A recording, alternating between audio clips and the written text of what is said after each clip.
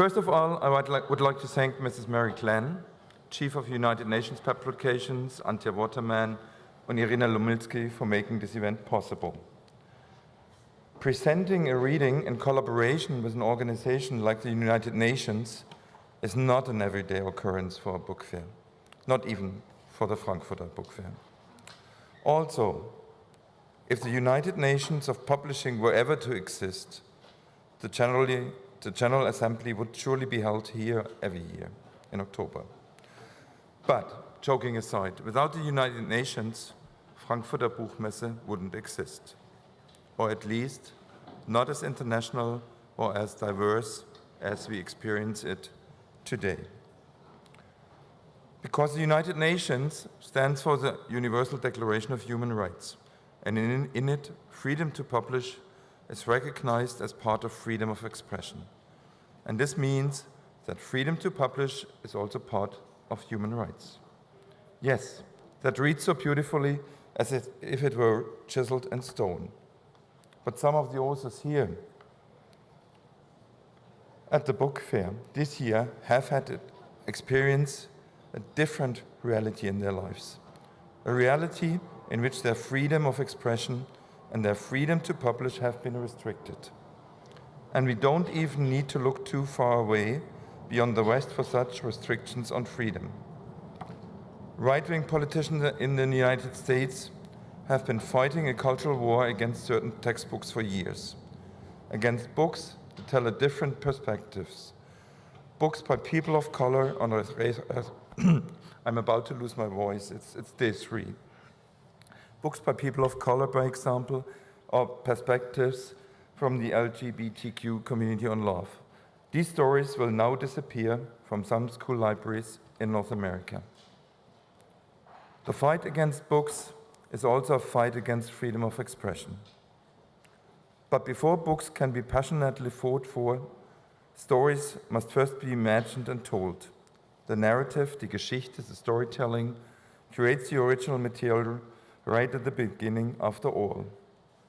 It is therefore, storytelling gives us freedom, the freedom to tell what we want to tell, even and especially in turbulent political times like we are all experiencing it right now. And if René Descartes' famous phrase, I think, therefore I am, applies, then I tell, therefore I am, also applies in this context. It is therefore a great honor for me to welcome these masters of the art of storytelling. I'm looking forward to hearing from Aziz Elkun, Francesca Melandri, Dmitry Glukhovsky, and I will hand over to Mrs. Mary Glenn from the United Nations. Thank you so much.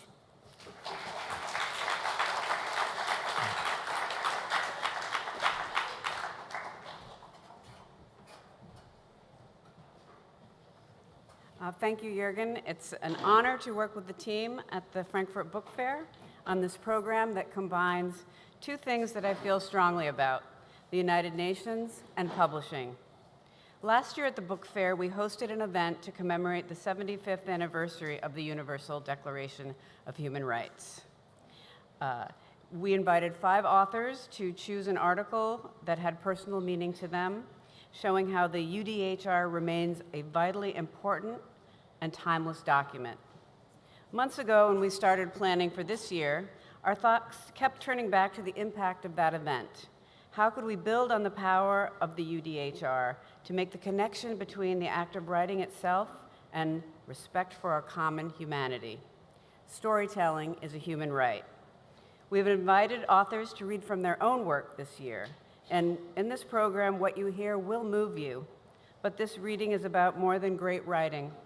Anti-democratic forces around the world see this kind of freedom of expression as a threat to their power. Stories have the capability to expose injustice and inspire action and new ways of thinking. As readers, we can reflect on their work and act to ensure that the Universal Declaration of Human Rights is not just another diplomatic document, but the guiding principle for the daily life of people everywhere. And now I'm pleased to welcome our moderator, journalist Sheila Bejat. Sheila is a journalist and author with a background in international law. She's cultural editor for the TV channel Arte, and her writing focuses on literature, women, and human rights. Her new book, Women and Revolution, will be published in the spring of 2025. I'll hand it over to Sheila. We'll also tell you a little bit more about how the event will go. Thank you.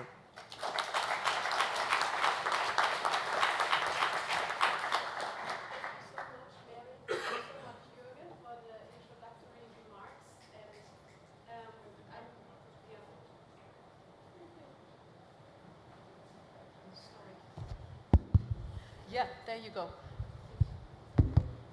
This was just a thank you for Mary and Juergen. We will. It's now? Yeah. Okay. We will get there. I very warmly welcome you all to our event. Storytelling is a human right. I'm really, really happy that we are doing this, taking this space to also collect these voices together. I believe in preparation for this event, it became really clear that writing is resistance, and sharing stories is so important to see that you are not alone in your resistance. And I think this is what we can also share with this event today. Since this event is called Storytelling is a Human Right, we will start off with the stories by these remarkable authors, these remarkable voices, who will each read a piece of their own writing now for you. Some of them will read in their original language, and if it's not English or German, it will be on these screens. You will find a QR code where you will find the English translation of the text that you will be hearing. And it is my great honor to introduce the first author, Aziz Isa Elkun. He is a poet, an activist, an academic from Uyghur descent. He was first arrested aged 16, and when he took part in the students' movement of the Uyghur people, he had to flee his native homeland and has been in exile ever since. He's been very active with PEN and now a director of the Uyghur PEN Revitalization Project. His writing, his poems, has been highly acclaimed and well translated. Thank you so much for joining us, and please share some of your reading.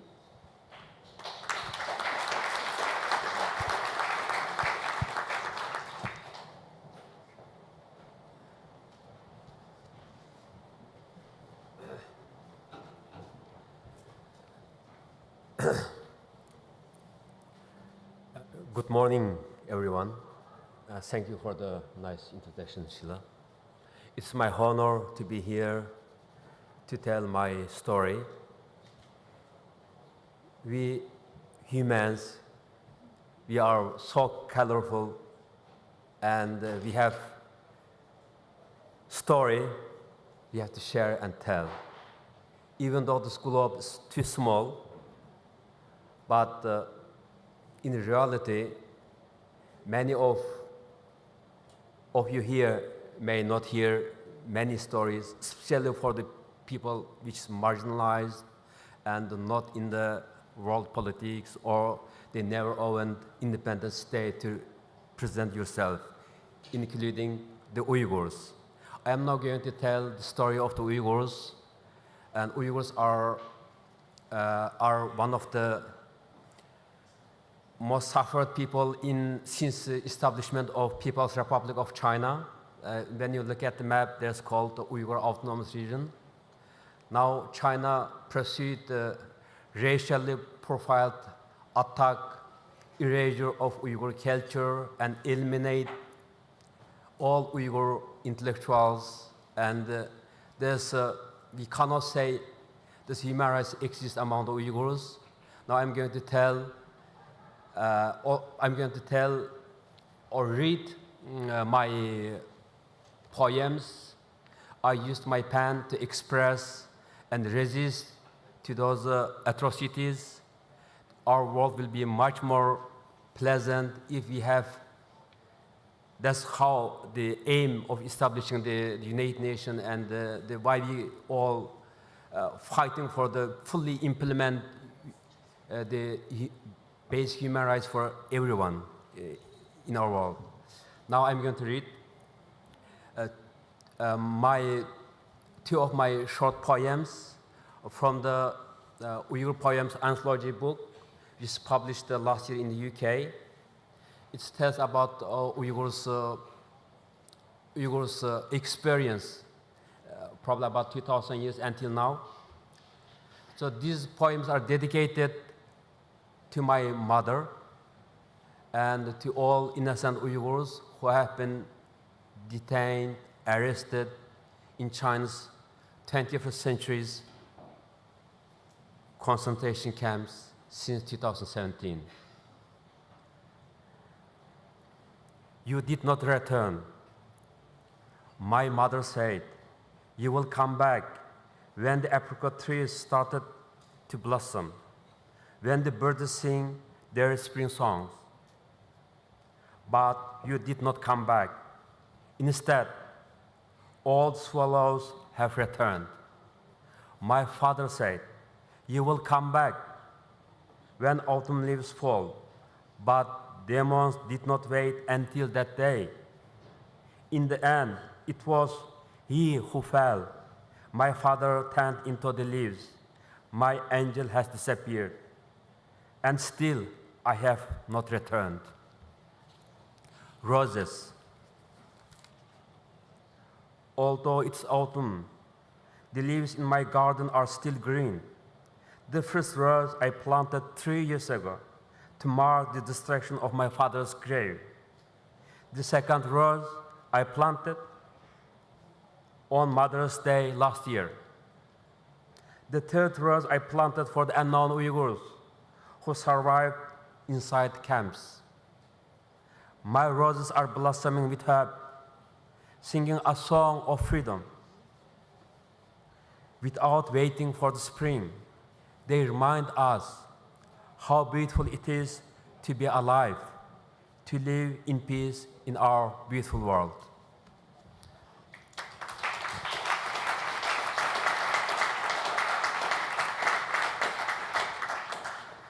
Just last word,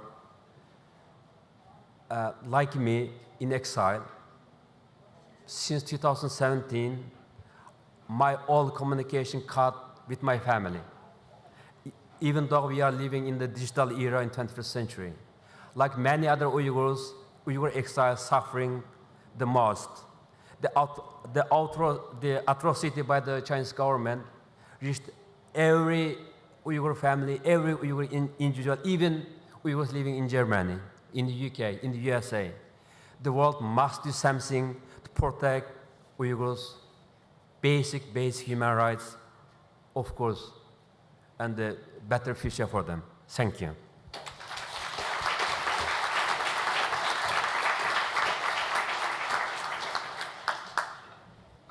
Thank you so much for these words, and we will have a chance to discuss and share our thoughts and some context also for our writing in our second round of discussion.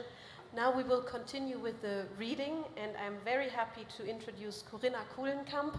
She grew up with an Armenian mother and a German father, and grew up to be a writer and a political scientist, and it's in these two areas that you find your unique voice in writing, with a stellar knowledge of international law and an inclination towards fiction writing.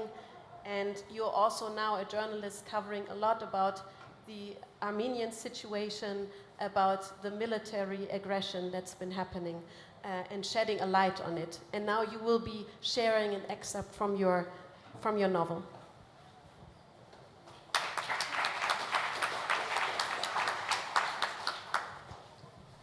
Thank you very much for having me.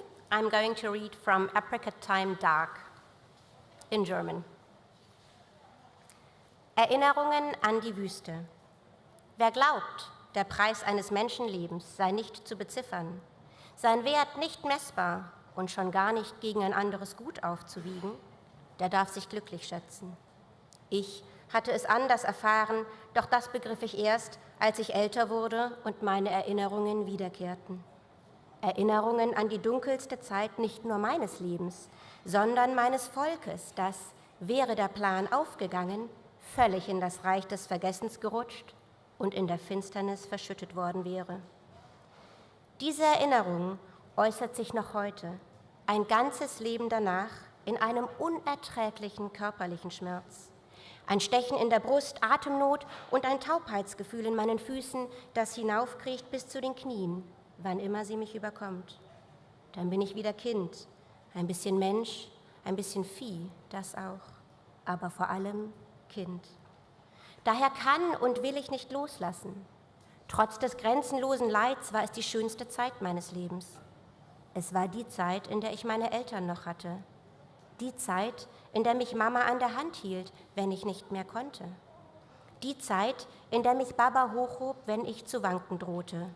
Und die Zeit, in der das glucksende Lachen meiner Brüder so präsent war, wenn wir Verstecken und Fangen spielten unten am Fluss, am Rande der Berge Kilikiens, bis Mama uns zum Essen rief, bevor sich ein Nebel über all das legte.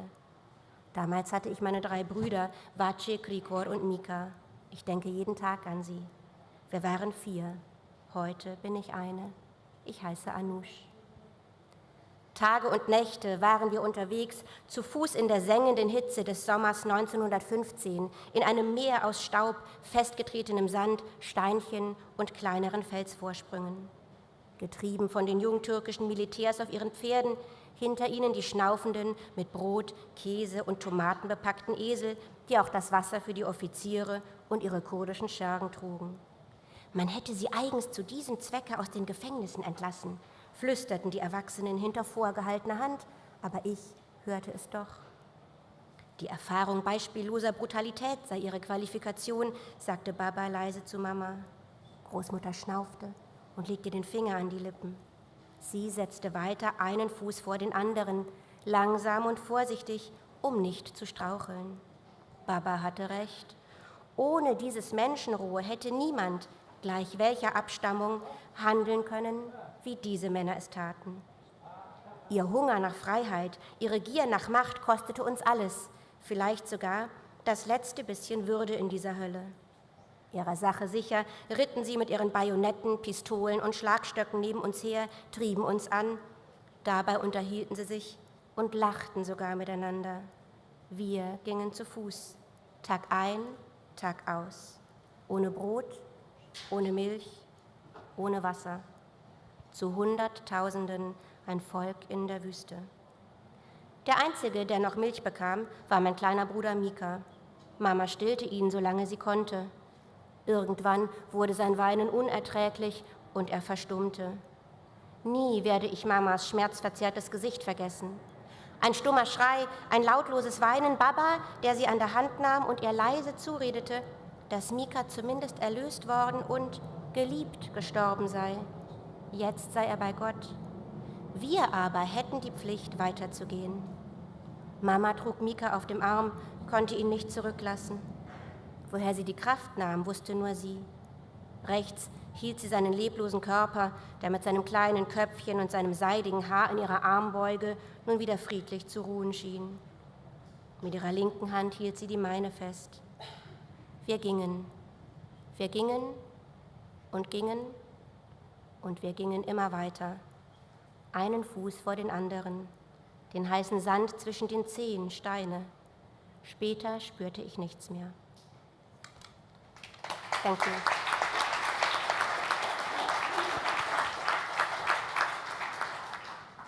Thank you so much. And now I welcome Dmitry Glukhovsky, also amongst us. He's been here on stage before, in the session before. Today you will be reading from your latest book, but it is your sci-fi novel Metro that offered an end-of-world scenario that became a brutal reality with Russia's full-scale war in Ukraine in 2022. Dmitry had to flee Moscow. Last year he was sentenced to 8 years in prison in absentia, and he's a very vocal opponent, obviously, of the Russian aggression and the Putin regime. And in his latest book, he's also reflecting on the Russian society and asking the question of resistance from within. So a very warm welcome to you, and take the stage, please.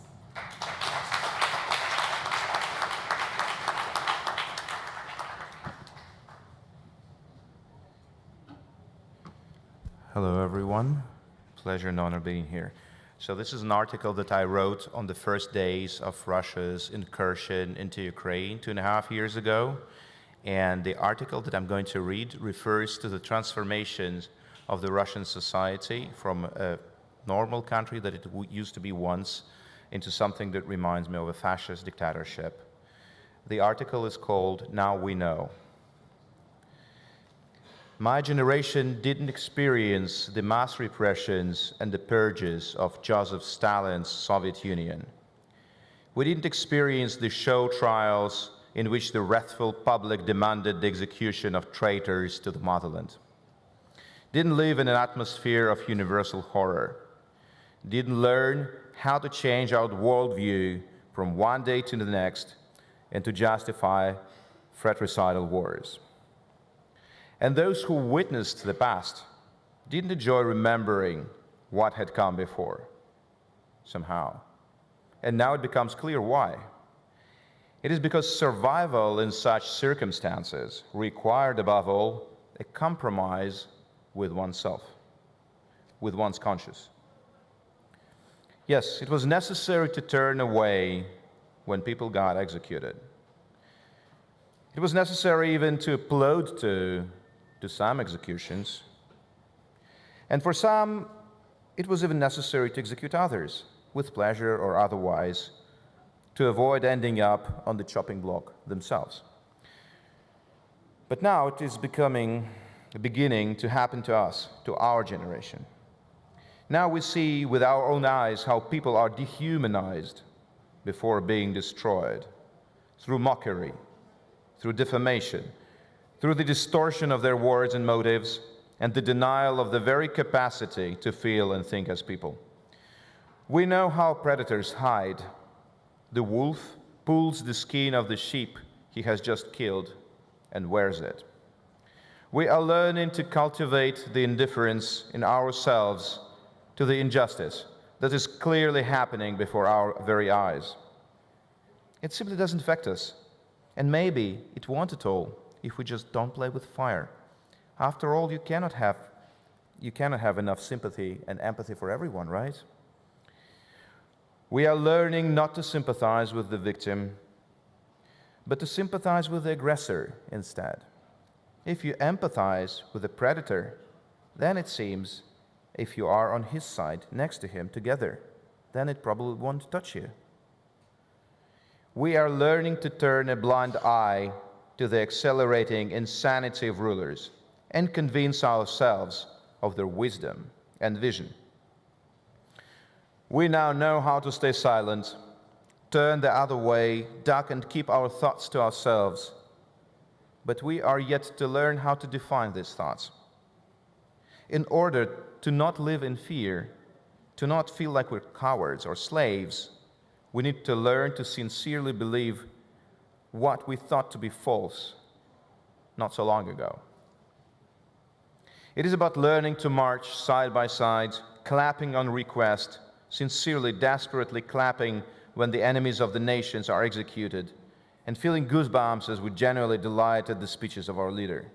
It is about celebrating wars, welcoming bloodshed, pretending that you do not notice, and maybe even genuinely no longer noticing how your homeland is going down the path of fascist dictatorship towards the destination that we all know too well. We did not want to know the past because we thought that we had left it behind. It seemed that these ghastly, bizarre feelings would remain forever sealed between the pages of the textbooks. But the ghosts that have been feeding off grudges, exemption from punishment, and entitlement are growing in size and are pushing the pages apart, creeping out from the deceased past to the living now. They demand blood and receive it. We will have to learn to think together and march together in fear of overly curious neighbors and cars in the middle of the night, drooling as we demonstratively kiss the icons and portraits of our leaders. Or to learn to do the opposite, to preserve our memories and think of the future, to let go of grudges and not live in the past, to not believe the lies and always demand the truth, to stick out like a sore thumb, to debate, to stand up for our dignity and fight for it. Until now, we have not understood anything from the experience of those who lived and died before us to make things different. And that is why we still have so much to learn. Thank you.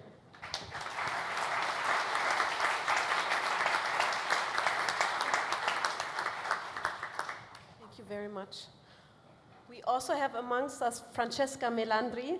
Very, very happy that you were able to join in your busy schedule as part of the Italian delegation. Thank you so much. Francesca is a best-selling novelist, a screenwriter, and filmmaker. In her writing, she actually highlights Italy's responsibility in history. She has covered questions of imperialism, of colonialism, and also Italy as an aggressor of war. In her recent book, Piedi Freddi, she finds a very personal angle of telling the story of the previous generation in their involvement in the war and draws the parallels to the current war in Ukraine. And you will be reading from this book for us now. Thank you so much.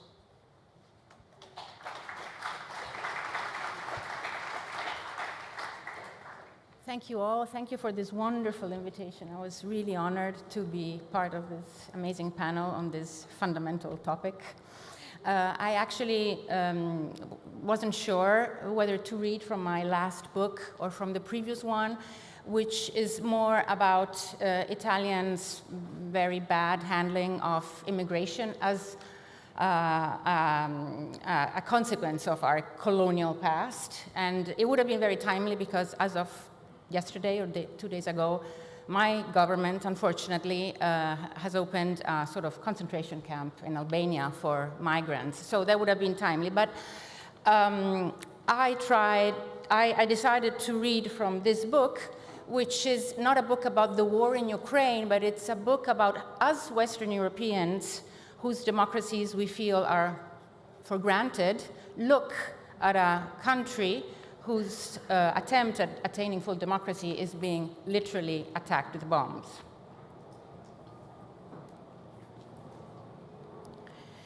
In Russia's war against Ukraine, safeguarding its memory has become a conscious and voluntary action, both of individual Ukrainian civilians and of institutions, as perhaps never before in a large-scale war. Ever since the discovery of the bodies left behind on the streets of Bucha, Ukrainians have been recording with an accountant's precision every single crime committed by the Russians, every single blood-stained basement, every single missile purposefully launched at passers-by who were shopping in supermarkets or walking their dog, or every single mass grave of every single torture suffered both by captured Ukrainian soldiers who return home in prisoner exchanges and also by their companions who have never come back. And they do so, of course, so as to prepare for the day when the guilty will be held accountable, but above all, so as not to forget their victims. It is indeed a very harsh accounting of evil. However, despite everything, it expresses an unshakable certainty in the ability, and especially the will, of humanity to demand justice. It's a trust in democratic institutions, courts, free press, independent inquiry commissions, which we, inhabitants of peaceful Western Europe, take for granted, with which, indeed, we always declare ourselves dissatisfied. And this trust almost embarrasses us. It forces us to wonder, do we deserve them? That's why, Dad, I need to tell you about Victoria Melina. Since the beginning of the full-scale invasion, Victoria dedicated herself full-time to the burdensome task of documenting the Russians' war crimes against her people. To take upon oneself such a task, one needs to have a lot of confidence. one must cultivate the certainty that against all odds, the future time of peace will also be the time of justice, which is what the people marching in our streets forget when they wave the beautiful peace flags and the words, "Italy rejects war." This is a quotation from our splendid constitutions, Article 11, from which, however, they elide the final part, the one which establishes as the objective of international relations not only peace, but also, quote, justice among nations. In short, no justice, no peace. We Western Europeans like to feel that we are in the right, and yet too many of us seem to have forgotten these eternal guiding words of the oppressed against the oppressors, of the rule of law against the rule of the strongest. But Victoria hadn't forgotten. In June 2022, almost half a year into the war, and 1 year before she was killed by a Russian missile, Victoria tweeted a photo of herself shot from behind, her long blonde hair tied in a ribbon, as she was wearing a black coat and carrying a canvas bag with the stylized faces of Lesia Ukrainka, Ivan Franko, Taras Shevchenko, and other Ukrainian writers. She was photographing the wreckage of concrete slabs and blackened wall fragments, which used to be an apartment building, now gutted by a bomb. And the caption reads, "This is me in the photo. I am a Ukrainian writer. I have portraits of great Ukrainian writers on my bag. I look like someone who should be taking photos of books, of works of art, of my child. Instead, I document Russian war crimes and have to listen to the sound of artillery, not poems. Why? Hashtag Stop Russia Now." Thank you.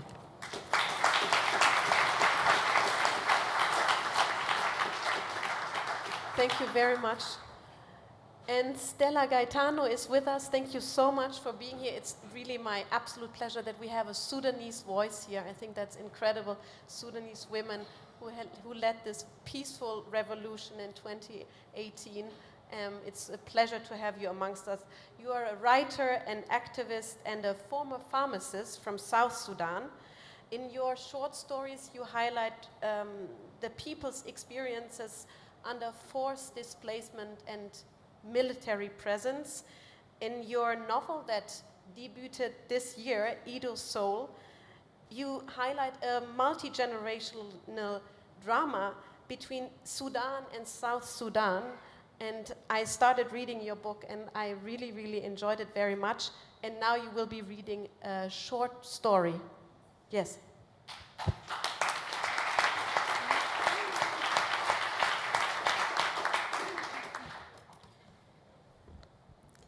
Thank you.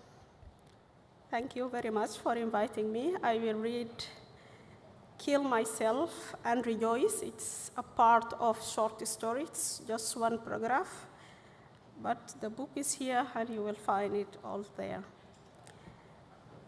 I wrote this story after genocide in South Sudan during civil war in 2013. Kill myself and rejoice. I am punctured. I bleed like a riddle. I feel my foaming blood rumbling around of me, drowning me in a pool of sticky blood. But you know what? I don't feel pain. Maybe I really am dead. Or maybe it is an advanced state of drunkenness, an alliance between drunkenness and death is throwing me in the darkness of non-existence. Is this death? Is it eternal consciousness without feeling, revealing numbsity and lavish presence of corpse, drilled by bullet, burned with bomb? and slaughtered like sheep. I saw it all. I saw killers who kills me, my siblings, our infant, and our neighbor. Our cities were changing into the ashes, bundle of rotting bodies being left a feast for dogs and birds. It was if the village changed into the open grave. I witnessed everything with one eye rose above the ground. They kill us, rape sisters, mothers, and even grandmothers, and they celebrate right in front of our dead bodies. I'm angry. Do the dead become angry? But I am angry, so I am alive. Thank you.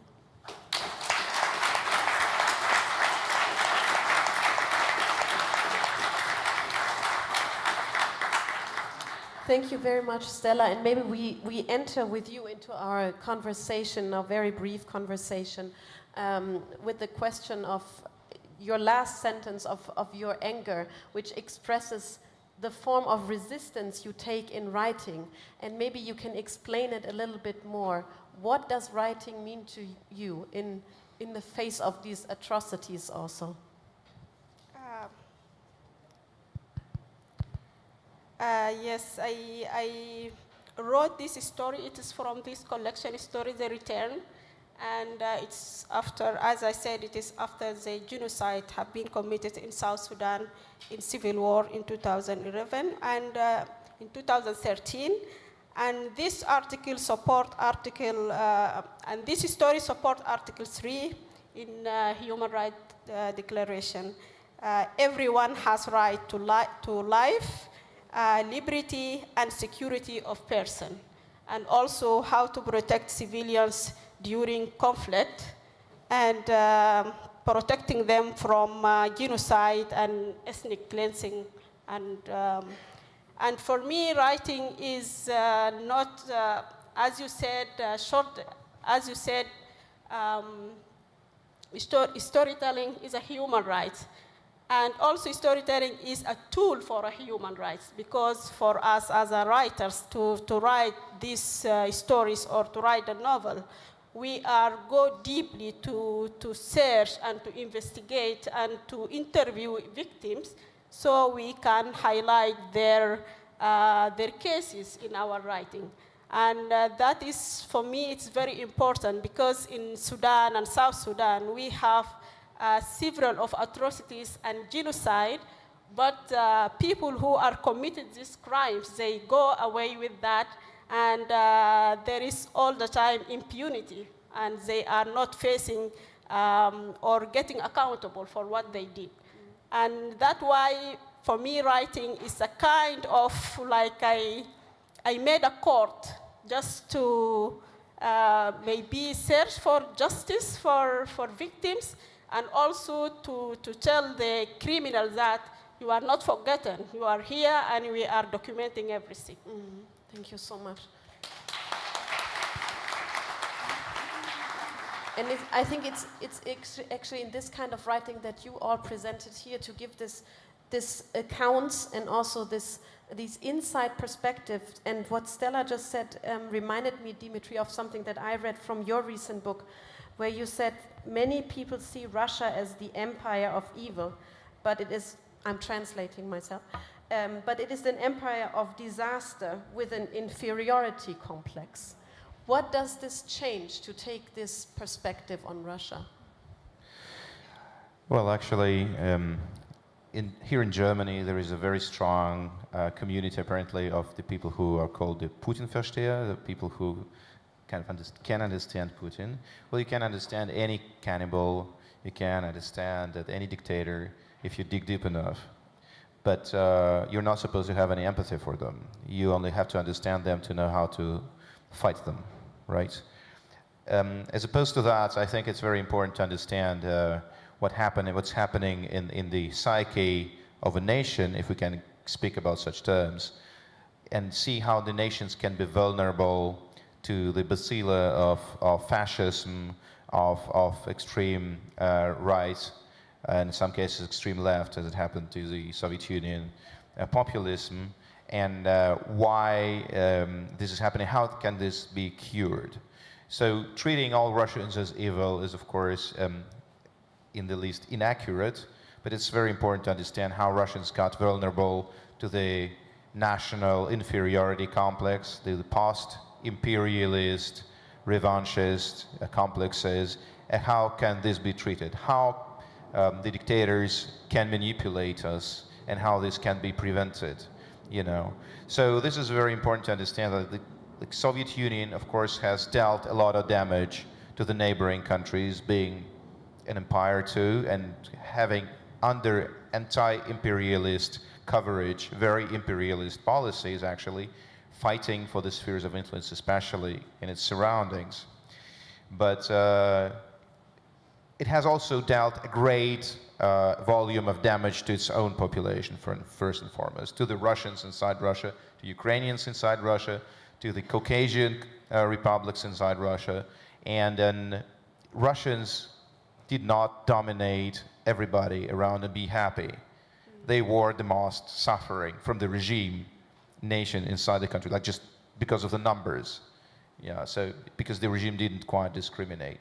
So we are a very unhappy nation. This is a nation of the entire inner national disaster and an unhappiness inside. And people, when are they unhappy and frustrated, well, they get evil, you know. Yeah.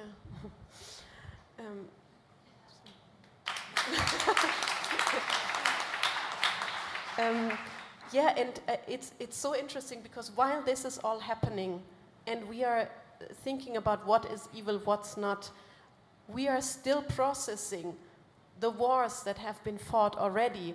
Like Francesca is doing it in her book, questioning what is evil, because in Europe we have generations of people that returned from war and were victimized also in their societies as injured of the war. And only in this next generation, your generation, we start thinking about what they have actually done. So how do you see that we are in between these two things that we actually have to process, and how do we find the reality of what is evil, what should we oppose? So I can really relate to Dmitry's words. I am not a very proud citizen of, I'm a proud citizen of Italy, but not proud of the fact that we invented fascism. We invented the word and then we invented the practice, and it definitely was, it built itself on a sense of inferiority, on a sense of dissatisfaction, on a sense of revanchism. It was absolutely like you're describing today's Russia, which for us Italians is not really good news. I mean, we can maybe understand it more than other people who have not had fascism grow from this dark belly of poor people who are not all evil, absolutely, but who are easily manipulated. So this is the fascist playbook, which we have unfortunately spread in the world. And one of the ways in which we have spread in the world was the dad I was talking to. This is a letter to my dad, who was born in 1919. So unfortunately for him, he lived all his childhood and youth as a fascist. And so he was also sent to the former USSR as an invader in many of the same places which now Russia is invading. He was in the Donbass, he was in Kharkiv, he was in exactly the same places. So the question of my book is not so much what is evil. That is almost a metaphysical question, which I honestly, outside of a church or a temple or a meditation retreat, I don't think I can address. The question is, what is war? And that is what I'm asking my dad, who had the big misfortune of knowing it, whereas I belong to a generation and born in a place, in a geography, which is so incredibly privileged. We forget how privileged we are, meaning we Western Europeans of my age or of these generations, we really forget. I mean, just look at this panel.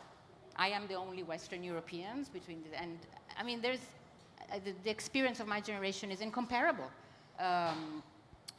to those of all the peoples we have listened about. And we lose sight of the fact that, as I tried to read in this short passage, okay, we are Western Europeans, we are democracies, we say that we behave according to certain values. What are we doing practically to not let them die? What are we doing? For me, it was very important to talk not only about, the voices of the people who are, the peoples who are suffering is for the people who are suffering to voice them.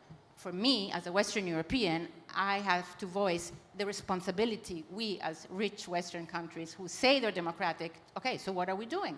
Not to have so much suffering happen in the world. Yeah.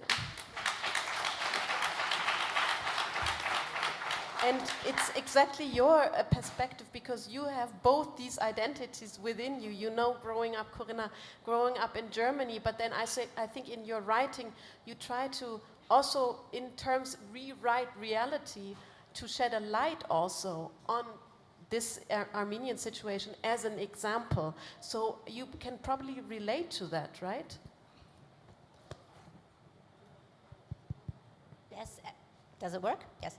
Absolutely. I can absolutely relate to that. And I think one of the critical points here is as well that I'm not only shedding a light on what happened, but what shocked me after I finished writing was I was writing something being meant as a historical reference when writing those passages about the Armenian genocide. But what happened was something that I couldn't possibly imagine while writing. Last year, when the novel was published, right that time, Azerbaijan forced 120,000 Nagorno-Karabakh Armenians into exile by genocidal actions, and the world was just watching. So they violated every possible human right, and my novel became a reality that I thought was only a historical reference. So it is full of, relations to not only the human rights that have to be protected, but also to what happens if they are being hurted and violated constantly over and over again. And even me growing up in Germany in this extremely peaceful, and it's almost like when you open a children's book, that's probably describing my life. But even on me, this is still putting on a huge shade, something that I'm carrying with me. It's the story, the history of my great-grandparents that I'm still carrying. So this is what happens when we just watch atrocities, whether it be Sudan, whether it be the Armenian genocide, whether it be watching Russia invading Ukraine, what it still leaves, what kind of footprints. So there is one thing I'd like to add to this wonderful event. Yes, storytelling is a human right, but I'd like to take it one step further. In these times, storytelling becomes a human obligation for writers and for publishers. Thank you so much. It's what I also, when I was listening to your writing, listening to your accounts just now, I was also thinking we have a very passive idea of what it means to have a human right. But actually, when I'm listening to you, this is a very active, it's an act of resilience. It's not even an act of non-violence, it's a very active act of resilience. And maybe, Aziz, you can sort of, unfortunately, close this wonderful panel with the following. I was wondering, because you also highlighted the amount of atrocities against the Uyghurs. It goes into the millions. And by all accounts, we see that there are such things as concentration camps as we speak. And also, the idea of really trying to terminate a whole people. So I'm thinking about your beautiful language, your beauty in writing, and where do you find that beauty in writing, and also how do you keep on resisting in that way? Where do you find that?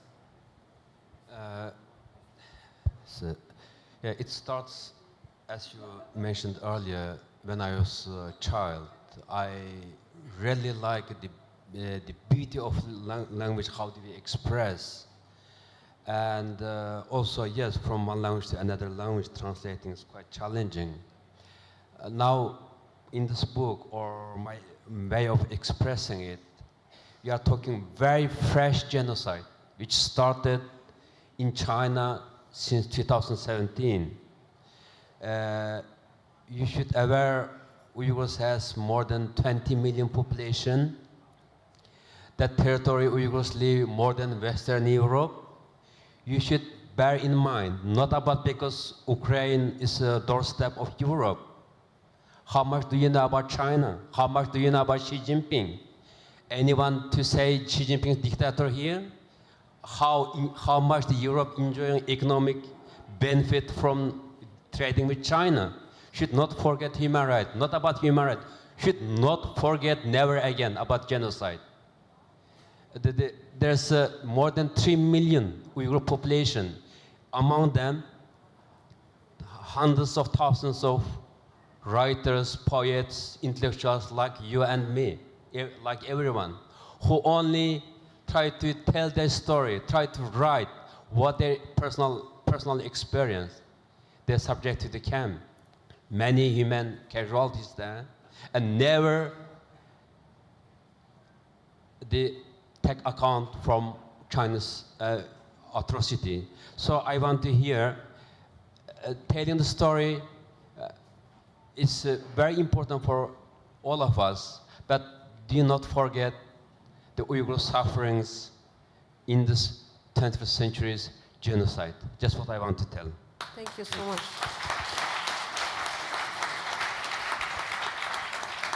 And unfortunately, we have already come to an end. Thank you all so much for being here. I think we could have continued our conversation. We only got started. Maybe there will be a second possibility to do so. Thank you all so much. Thank you all for being here and for listening. And if you want to contribute your thoughts, you can do so by tagging this event and sharing your thoughts and questions maybe on social media. That would be really highly appreciated. Thank you so much.